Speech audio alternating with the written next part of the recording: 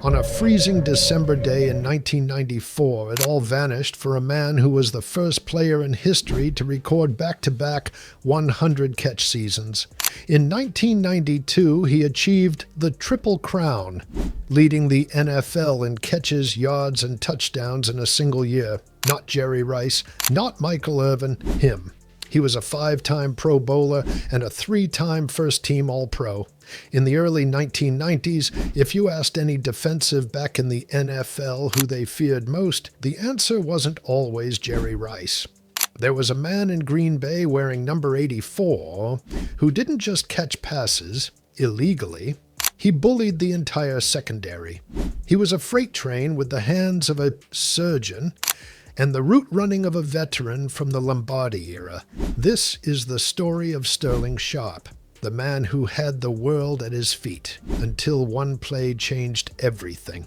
To understand Sterling Sharpe, you have to remember the Green Bay Packers of the 1980s. Since Vince Lombardi left in 1967, the team had spent 21 years in a desert of mediocrity. They were the smallest city in the league and were viewed as a football wasteland. From 1968 to 1987, they had exactly 2 winning seasons. The 1988 draft was loaded with Hall of Fame talent at receiver. Tim Brown went 6th to the Raiders. Michael Irvin went 11th to the Cowboys. But at 7th overall, the Packers took a kid out of the University of South Carolina named Sterling Sharpe. He wasn't your typical lanky wideout. He arrived in camp weighing 217 pounds. He was stumpy, powerful, and thick-legged. His rookie year in '88 was unremarkable by his later standards. 55 catches for 791 yards and only 1 touchdown. That lone TD came in a Week 14 blowout loss to the Vikings. Critics in Wisconsin were already whispering that the Packers had missed out on Tim Brown, but Sharpe was a hermit of hard work. He showed up to the 1989 camp trimmed down to 207 pounds. This was the year of the Magic Man, Don Majkowski. Together, they orchestrated one of the most exciting seasons in Packers history. Sharpe erupted for a league-leading 90 catches, 1,423 yards, and 12 touchdowns. He was the first Packer to lead the league in catches since the legendary Don Hutson in 1945. Every fan over 50 remembers the instant replay game on November 5, 1989. The Packers hadn't beaten the Chicago Bears since 1984, trailing 13-7 with 41 seconds left. On 4th and goal, Majkowski scrambled and found Sharpe in the end zone. The flag went up. Illegal forward pass.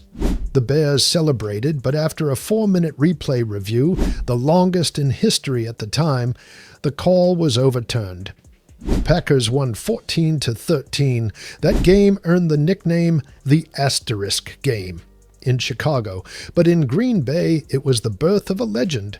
What separated Sterling from his contemporaries like Michael Irvin or Andre Reed was his sheer physical resilience. In 1990, the Packers regressed to 6-10. The offense was stagnant, and Sharpe was the only target on the field. Defenses began boxing him in, yet he never complained. During the final month of the 1990 season, Sharpe played with 3 broken ribs. Think about the NFL in 1990. This was the era of the unprotected receiver. Safeties were encouraged to de-cleat you over the middle. Sharpe took those hits to his broken ribs, held onto the ball, and got up every single time.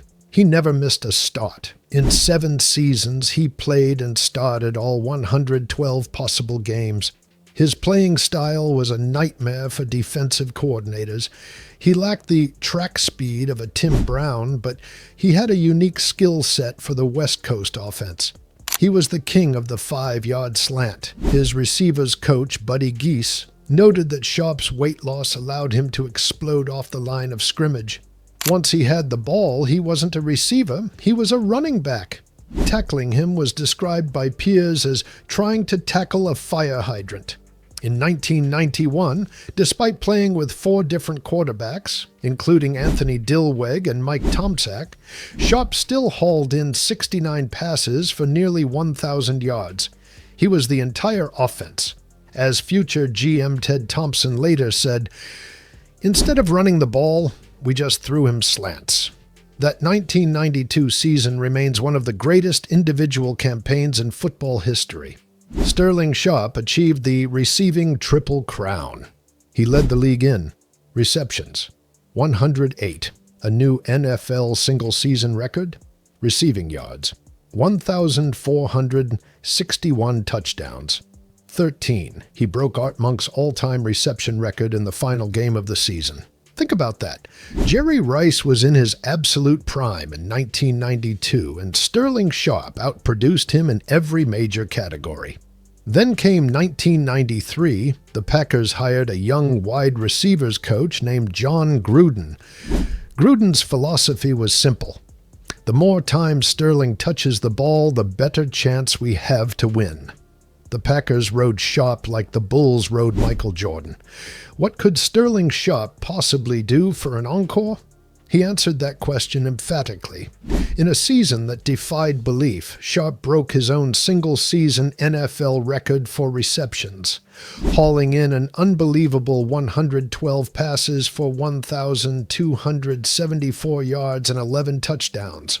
To put that into perspective, in an era dominated by ground games, Sharpe was rewriting the record books for wide receiver production. He became the first player in NFL history to have back-to-back 100 reception seasons. Then came the playoffs. January 8th, 1994. The Packers were in the Pontiac Silverdome facing Barry Sanders and the Lions. Trailing 24-21 with 55 seconds left, Favre scrambled, rolled left, and launched a 40-yard bomb across the field. Sharpe adjusted mid-flight, caught it in the back right corner of the end zone, and the Packers had their first road playoff win in 26 years. He finished that game with 101 yards and 3 touchdowns. He was officially a superstar. By the start of the 1994 season, Sterling Sharpe was unequivocally at the peak of his powers. Sharpe was on pace to shatter every record in the book. He was a 3-time first-team All-Pro, a 5-time Pro Bowler, and held the single-season reception record. His career statistics after just 7 seasons were staggering. 595 receptions, 8,134 yards, and 65 touchdowns. Through 15 games in '94, he had already caught 18 touchdowns. At the time, that was the second most in a single season in NFL history, trailing only Jerry Rice's 22. He was 29 years old. He was in his physical prime. He had never missed a game. He was a surefire Hall of Famer in the making, destined to own countless receiving records. Now comes the day that changed it all for Sharpe. The day we started off with, Christmas Eve, Lambeau Field, Week 16, December 18th, 1994, the final Packers game ever played at Milwaukee County Stadium. During a routine running play, Sharpe went out to lead block for Edgar Bennett. He collided with Falcons safety Brad Edwards. Sharpe's head was whipped backward. He collapsed and laid motionless on the grass for nearly 4 minutes. He eventually walked off. Because he was a warrior, he returned to the game. He even played the following week in the regular season finale against Tampa Bay. In what would be the final game of his life, he caught 9 passes for 132 yards and 3 touchdowns to secure a playoff spot for Green Bay. But the stingers wouldn't go away. Postseason exams revealed a terrifying truth. Sharpe had abnormal loosening of the top 2 vertebrae in his neck, the C1 and C2. Doctors told him that his spinal column was so unstable that one more hit, a fall, a tackle, even a hard shove, could result in permanent paralysis or death. On February 1995, at age 29, Sterling Sharpe underwent neck fusion surgery and was waived by the Packers. His career was over. The tragedy isn't just that he stopped playing, It's what he was robbed of. The what if hangs heavy over Sterling Sharpe's legacy.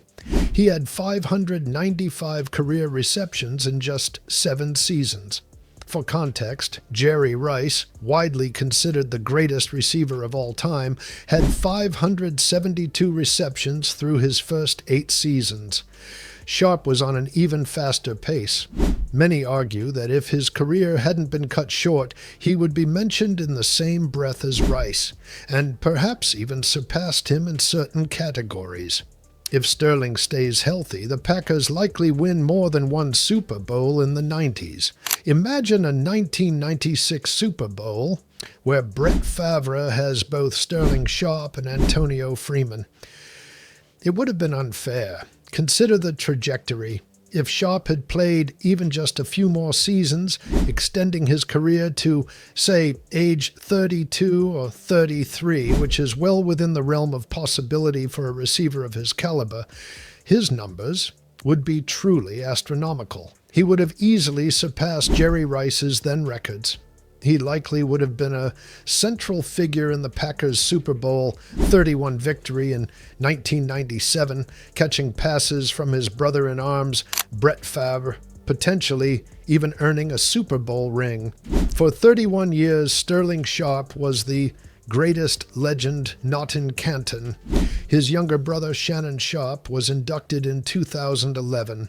Shannon famously spent his entire induction speech telling the world, "I'm the only Hall of Famer who can say I'm the second best player in my own family." And I'm the second best player in my own family. For 31 years, we called him the greatest snub in history. But on August 2nd, 2025, the bronze bust finally matched the legend. The wait finally ended. Sterling Sharpe was inducted into the Pro Football Hall of Fame. In a move that broke every protocol, Sterling had Shannon join him at the podium. He took off his gold jacket and handed it to his brother, saying, "Everything I did was for an audience of one." And when he handed that second gold jacket to Shannon, there wasn't a dry eye in Canton.